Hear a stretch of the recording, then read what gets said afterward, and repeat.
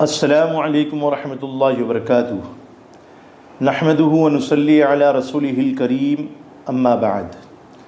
اعوذ باللہ من الشیطان الرجیم، بسم اللہ الرحمن الرحیم۔ براءۃ من اللہ ورسولہ الی الذین عاہدتم من المشرکین فسیحوا فی الارض اربعۃ اشہر واعلموا انکم غیر معجز اللہ وَأَنَّ اللَّهَ مُخْزِي الْكَافِرِينَ وَأَذَانٌ مِّنَ اللَّهِ وَرَسُولِهِ إِلَى النَّاسِ يَوْمَ الْحَجِّ الْأَكْبَرِ أَنَّ اللَّهَ بَرِيءٌ مِّنَ الْمُشْرِكِينَ وَرَسُولُهُ فَإِن تُبْتُمْ فَهُوَ خَيْرٌ لَّكُمْ وَإِن تَوَلَّيْتُمْ فَاعْلَمُوا أَنَّكُمْ غَيْرُ مُعْجِزِي اللَّهِ وَبَشِّرِ الَّذِينَ كَفَرُوا۔ یہ سورۃ التوبہ کی کچھ آیات کریمہ تلاوت کی گئی۔ یہ شروع کی سورہ توبہ کی کچھ آیات ہے۔ ان آیات کا ترجمہ یہ ہے: مسلمانوں، یہ اللہ اور اس کے رسول کی طرف سے دستبرداری کا اعلان ہے ان تمام مشرکین کے خلاف جن سے تم نے معاہدہ کیا ہوا ہے۔ لہٰذا اے مشرکو، تمہیں 4 مہینے تک اجازت ہے کہ تم عرب کی سرزمین میں آزادی سے گھومو پھرو، اور یہ بات جان رکھو کہ تم اللہ کو عاجز نہیں کر سکتے، اور یہ بات بھی کہ اللہ اب کافروں کو رسوا کرنے والا ہے، اور حج اکبر کے دن اللہ اور اس کے رسول کی طرف سے تمام انسانوں کے لیے اعلان کیا جاتا ہے کہ اللہ بھی مشرکین سے دستبردار ہو چکا ہے اور اس کا رسول بھی۔ اب اے مشرکو، اگر تم توبہ کر لو تو یہ تمہارے حق میں بہت بہتر ہوگا، اور اگر تم نے اب بھی منہ موڑے رکھا تو یاد رکھو کہ تم اللہ کو عاجز نہیں کر سکتے، اور تمام کافروں کو ایک دکھ دینے والے عذاب کی خوشخبری سنا دو۔ یہ سورہ توبہ کی ابتدائی آیات کا ترجمہ ہوا۔ اب سب سے پہلے یہ سمجھنا ہے کہ یہ سورہ توبہ مدنی سورت ہے، اور حضرت محمد رسول اللہ صلی اللہ علیہ وسلم کی حیات طیبہ کے آخری دور میں نازل ہوئی ہے۔ یہ سورت اپنے مضامین کے اعتبار سے پچھلی سورت یعنی سورۃ الانفال کا تکمیلہ ہے۔ اسی وجہ سے غالباً عام صورتوں کے برخلاف اس سورت کے شروع میں بسم اللہ الرحمن الرحیم نازل نہیں ہوئی، نہ لکھی گئی،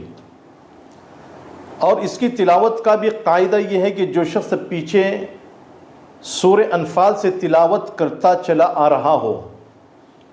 اسے یہاں بسم اللہ نہیں پڑھنی چاہیے۔ البتہ اگر کوئی شخص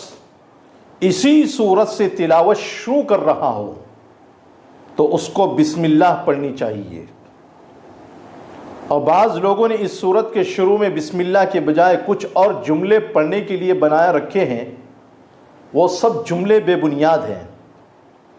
اوپر جو طریقہ ابھی حضرات کے سامنے ہم نے بیان کیا ہے وہی طریقہ جمہور مفسرین کرام سے نقل کیا گیا ہے۔ یہ سورت فتح مکہ کے بعد نازل ہوئی تھی۔ اب اس بات کو یاد رکھو کہ اس سورت کو سورہ توبہ بھی کہا جاتا ہے اور سورہ برات بھی کہا جاتا ہے۔ اس سورت کے متعدد نام ہیں، بہت سے نام ہیں۔ قاضی ثناء اللہ صاحب پانی پتی رحمۃ اللہ علیہ نے اپنی کتاب تفسیر مظہری میں سورۃ التوبہ کی تفسیر میں پہلی آیت کریمہ کی تفسیر میں لکھا ہے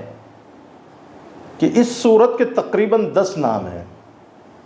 ان میں سے ایک نام برات ہے، کیونکہ اس میں کافروں سے بیزاری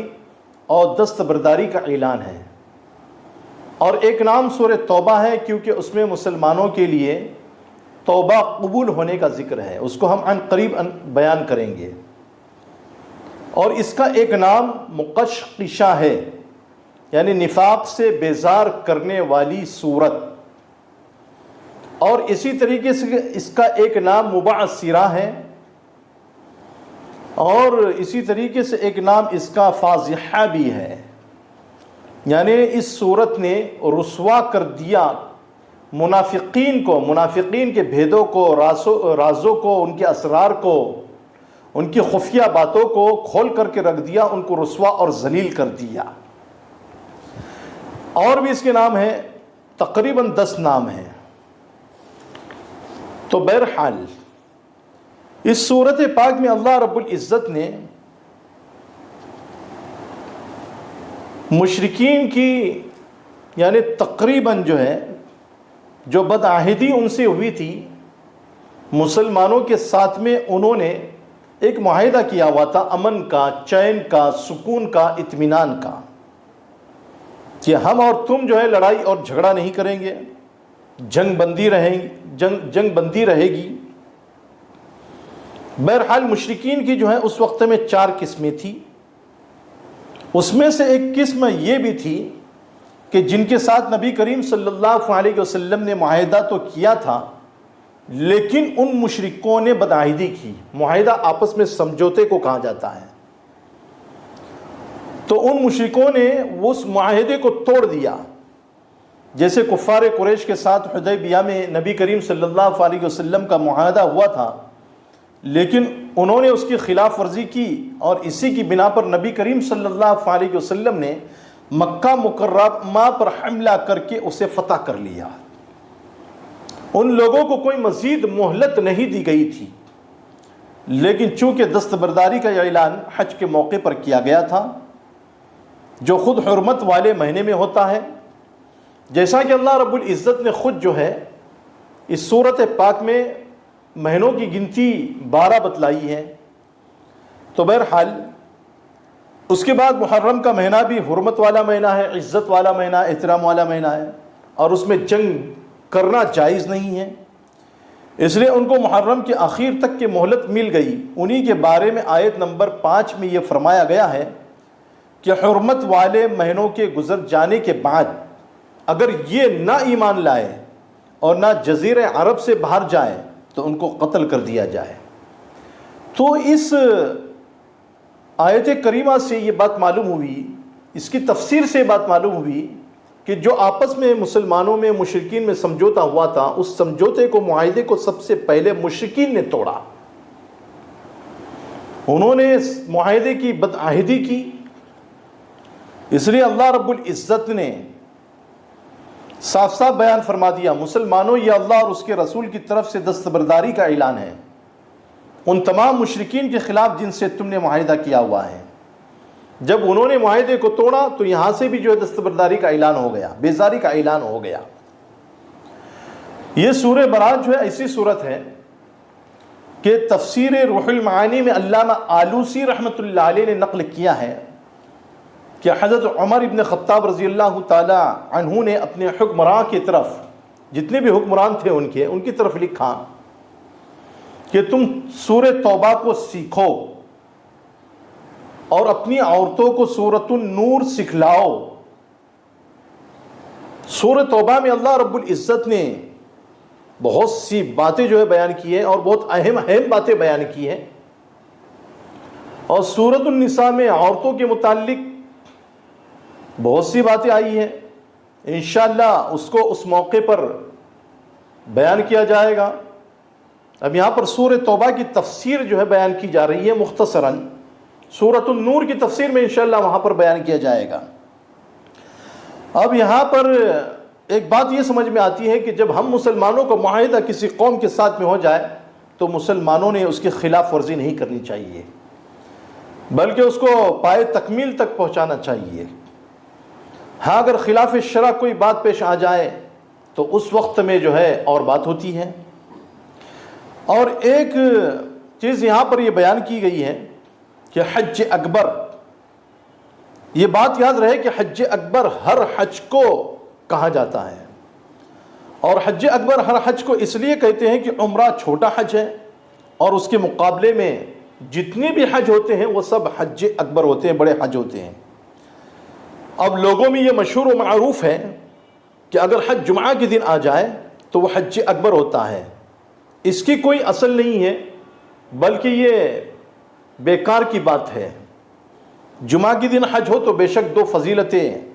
جمع ہو جاتی ہے، حاصل ہو جاتی ہیں، لیکن صرف اسی کو حج اکبر قرار دینا بالکل درست نہیں ہے۔ بلکہ یہ لقب ہر حج کا ہے، چاہے وہ کسی بھی دن حج آ جائے، کیونکہ عمرہ اس کے مقابلے میں چھوٹا حج ہوتا ہے، اس لیے بڑا حج جب بھی آ جائے تو وہ حج اکبر ہی کہلاتا ہے، وہ چھوٹا حج نہیں کہلاتا ہے۔ اور اس سورۃ پاک میں اللہ رب العزت نے ایمان والے جو مسجدوں کو آباد کرتے ہیں ان کی تعریف بھی بیان فرمائی ہے کہ ایمان والوں کی علامت اور نشانی یہ ہوتی ہے، ایمان والوں کی علامات اور نشانیاں، ان کی خصوصیات، ان کی صفات کو اللہ رب العزت نے اس آیت کریمہ میں بیان فرمایا، انما یعمر مساجد اللہ من آمن باللہ والیوم الآخر۔ اس آیت کریمہ کی تفسیر میں حضرت ابو سعید خدری رضی اللہ تعالیٰ عنہ سے ایک روایت ہے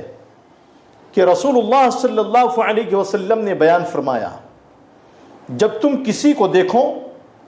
کہ وہ مسجد کا عادی بن گیا ہے، جب کام سے چھٹتا ہے تو مسجد کا رخ کرتا ہے، گھر سے نکلتا ہے تو مسجد کا رخ کرتا ہے، تو اس کے مومن ہونے کی شہادت دو، گواہی دو، کیونکہ اللہ نے فرمایا ہے انما یعمر مساجد اللہ من آمن باللہ والیوم الآخر، کہ بلا شبہ اللہ کے گھروں کو وہی لوگ آباد کرتے ہیں جو اللہ کی ذات پر ایمان و یقین رکھتے ہیں اور آخرت پر ایمان و یقین رکھتے ہیں، اور ساتھ میں وہ لوگ نماز کو قائم کرتے ہیں، زکوٰۃ دیتے ہیں اور اللہ کے سوا کسی سے نہیں ڈرتے۔ یہ اللہ نے بیان فرمایا ہے۔ تو بہرحال یہ ترمذی شریف کی روایت تھی جو آپ کے سامنے بیان کی گئی۔ امام بخاری رحمۃ اللہ علیہ نے اور امام مسلم رحمۃ اللہ علیہ نے حضرت ابو ہریرہ رضی اللہ تعالیٰ عنہ کی ایک روایت نقل کی ہے کہ رسول اللہ صلی اللہ علیہ وسلم نے بیان فرمایا، جو شخص صبح کو یا شام کو مسجد کو جاتا ہے تو جتنی مرتبہ بھی جائے، اللہ ہر مرتبہ جانے کے بدلے میں اس کے لیے جنت میں ایک مکان تیار کرتا ہے۔ اور ایک روایت یہ ہے جس کو امام بخاری رحمۃ اللہ علیہ نے اور امام مسلم رحمۃ اللہ علیہ نے حضرت ابو ہریرہ رضی اللہ تعالیٰ عنہ سے ہی نقل کیا ہے کہ قیامت کے دن اللہ کے عرش کے سائے کے علاوہ کوئی سایہ نہیں ہوگا، اس میں ایک قسم کے لوگ وہ بھی ہوگے جو مسجدوں کو آباد کرنے والے تھے، جو رات کے اندھیریوں میں اللہ کے گھروں کو جا کر کے آباد کیا کرتے تھے۔ تو ایمان والوں کی یہ صفات بیان کی گئی ہے کہ ایمان والوں کے اندر ایمان و یقین ہوتا ہے، یعنی اللہ کی توحید کو مانتے ہیں، وحدانیت کے قائل ہوتے ہیں، توحید کے قائل ہوتے ہیں۔ انہی کے مد مقابل میں اللہ رب العزت نے یہود و نصارہ کی مذمت بیان فرمائی ہے اسی صورت پاک میں، وقالت اليہود عزیر ابن اللہ وقالت النصارى المسیح ابن اللہ۔ یہودی تو یہ کہتے ہیں کہ عزیر اللہ کے بیٹے ہیں، اور نصرانی یہ کہتے ہیں کہ مسیح اللہ کے بیٹے ہیں۔ یہ سب ان کی منہ کی بنائی ہوئی باتیں ہیں، یہ ان لوگوں کی سی باتیں کر رہے ہیں جو ان سے پہلے کافر ہو چکے ہیں۔ اللہ کی مار ہو ان پر، یہ کہاں اوندھے بہکے جا رہے ہیں۔ تو عیسائی حضرت عیسیٰ علیہ السلام کو اللہ کا بیٹا مانتے تھے، اللہ نے اس کی تردید کی کہ اللہ کا کوئی شریک نہیں، نہ ذات میں کوئی شریک ہے نہ صفات میں کوئی شریک ہے۔ یہودی عزیر علیہ السلام کو اللہ کا بیٹا مانتے تھے، اللہ نے اس کی بھی تردید بیان فرمائی کہ اللہ کی ذات میں کوئی شریک نہیں، اللہ کی صفات میں کوئی شریک نہیں ہے۔ پھر اللہ رب العزت نے اسی صورت میں آگے اہل کتاب کی یہود و نصارہ کی مذمت بیان فرمائی ہے، لیکن حکم جو ہے عام ہے، الفاظ خاص ہو لیکن حکم عام ہے کہ یہود و نصارہ مال کو جمع کر کے رکھا کرتے تھے، سونے کو چاندی کو اللہ کے راستے میں خرچ نہیں کرتے تھے۔ تو اللہ نے بیان فرمایا فبشرہم بعذاب علیم، اے محمد صلی اللہ علیہ وسلم آپ ان کو دردناک عذاب کی خوشخبری سناؤ۔ تو اس آیت کریمہ سے بات معلوم ہوئی کہ جو مسلمان صاحب نصاب ہو اور اللہ کے راستے میں اپنے مال کو نہ نکالتا ہو تو وہ بھی عذاب کا مستحق ہوگا، اور جو مسلمان صاحب نصاب ہو، اپنی زکوٰۃ کو نکالتا ہو، غریبوں کا خیال رکھتا ہو، یتیموں کا، مسکینوں کا، فقیروں کا خیال رکھتا ہو، جیسا کہ جو ہے زکوٰۃ کے مصارف 8 ہے، اسی صورت پاک میں سورہ توبہ میں آگے بیان کیا گیا ہے، تو اس کو خرچ کرتا ہے تو وہ مسلمان جنت کی خوشخبری کا مستحق ہو جاتا ہے۔ اور اسی صورت پاک میں سورہ توبہ میں اللہ نے ایک جگہ پر بیان فرمایا ان عدت الشہور عند اللہ 12 شہرا فی کتاب اللہ، حقیقت یہ ہے کہ اللہ کے نزدیک مہینوں کی تعداد 12 مہینے ہیں جو اللہ کی کتاب یعنی لوح محفوظ کے مطابق اس دن سے نافذ چلی آتی ہے جس دن اللہ نے آسمانوں اور زمینوں کو پیدا کیا تھا۔ ان 12 مہینوں میں سے 4 حرمت والے مہینے ہیں، عزت والے مہینے ہیں۔ پہلا مہینہ ذوالقعدہ کا، دوسرا ذی الحجہ کا، تیسرا محرم الحرام کا،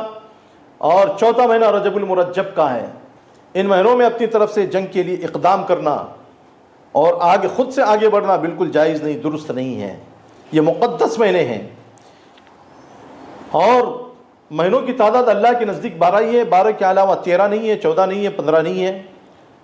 حج بھی کیا جاتا ہے تو اسلامی تاریخ کے مطابق، اور اسی طریقے سے زکوٰۃ بھی نکالی جاتی ہے تو اسلامی تاریخ کے مطابق، روزہ بھی رکھا جاتا ہے تو اسلامی تاریخ کے مطابق۔ اس لیے ان مہینوں کی جو ہے نا بہت زیادہ حرمت ہے، بہت زیادہ عزت ہے اور مرتبہ ہے اللہ کے نزدیک۔ مشرکین مکہ ایسا کیا کرتے تھے کہ ان مہینوں میں سے جو ہے کسی مہینے کو جو ہے بدل دیا کرتے تھے، یعنی حرمت والے 4 مہینوں کے علاوہ جو ہے کسی اور کو جو ہے حرمت والا مہینہ، عزت والا مہینہ شمار کرتے تھے۔ اللہ نے انہی کی تردید میں اس آیت کریمہ کو نازل فرمایا۔ اور اسی صورت پاک میں آخر میں اللہ رب العزت نے، جیسا کہ میں نے بیان کیا تھا کہ صورت کا نام سورہ توبہ بھی ہے، اس لیے ہے کہ اللہ رب العزت نے اس صورت پاک میں مسلمانوں کی توبہ کے قبول ہونے کا ذکر فرمایا ہے۔ جب غزوہ تبوک ہوا تو غزوہ تبوک کے موقع پر 10 صحابہ کرام اپنی سستی اور کاہلی کی وجہ سے جنگ میں شریک نہیں ہو سکے تھے، تو اب جو ہے ان کو شرمندگی محسوس ہوئی اور انہوں نے جو ہے توبہ کی۔ اللہ نے ان کی توبہ کو قبول فرمایا۔ پہلے 7 لوگوں نے توبہ کی، ان کی توبہ قبول ہوئی۔ پھر بعد میں اس صورت پاک کے آخر میں بیان فرمایا وَعَلَى الصَّلَاةِ الَّذِينَ خُلِّفُوا، کہ 3 صحابہ کرام نے آخر میں توبہ کی تو اللہ رب العزت نے جو ہے ان کی بھی توبہ کو قبول فرمایا، کیونکہ انہوں نے سچے دل کے ساتھ میں توبہ کی تھی۔ تو معلوم یہ ہوا کہ جو آدمی، جو مسلمان سچے دل کے ساتھ میں توبہ کرتا ہے اللہ اس کی توبہ کو ضرور قبول فرماتا ہے۔ اللہ رب العزت سے دعا ہے کہ اللہ رب العزت آپ کو بھی اور مجھ کو بھی اس سورۃ پاک کی مختصر تفسیر پر عمل کرنے کی توفیق نصیب فرمائے۔ السلام علیکم ورحمۃ اللہ وبرکاتہ۔